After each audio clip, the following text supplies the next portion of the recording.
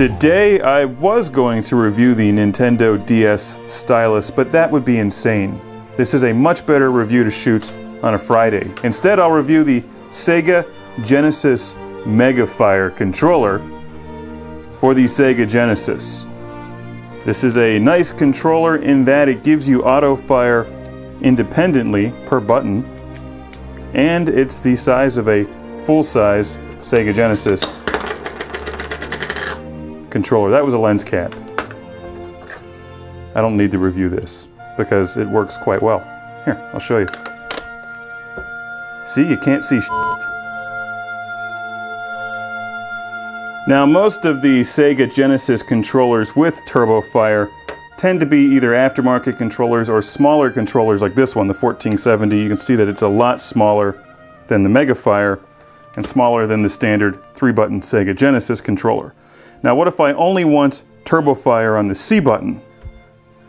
Well, there's no way to do that because when you choose Turbo, it just makes every button turbo.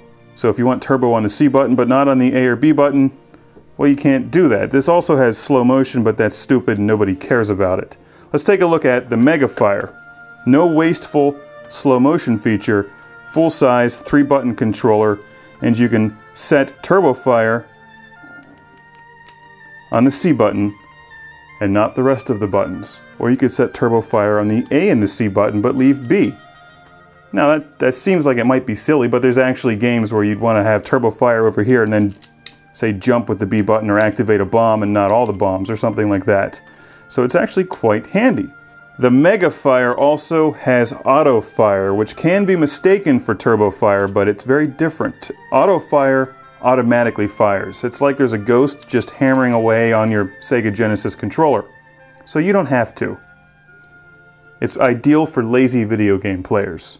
I'm a fan of the Megafire because I like the full-size Sega Genesis controller better than most of the smaller ones, although they're all very good controllers, very well designed. They've moved the start button, as you can see, out of the way, no doubt to make room for the turbocharger used for the Turbofire. Other than that, they're pretty much the exact same controller. Same D-pad, same buttons. This one has red accents. I actually have another Sega Genesis controller with red accents. I should review that one too. And if we take a look at the bottom here, you can see that they're also pretty much the exact same controller.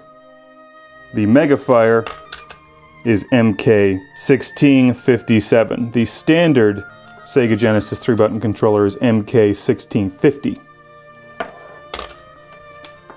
That extra 7 makes all the difference.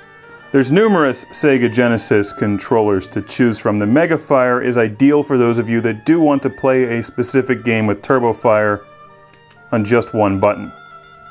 It's also a full-size controller, but it does not work with games that require 6 buttons because it only has 3 buttons. I guess that's kind of obvious at this point. Thanks to Bob in Illinois for donating the Megafire to Classic Game Room. I actually used to have one of these, but I have no idea where it went. I think the Vectrex ate it.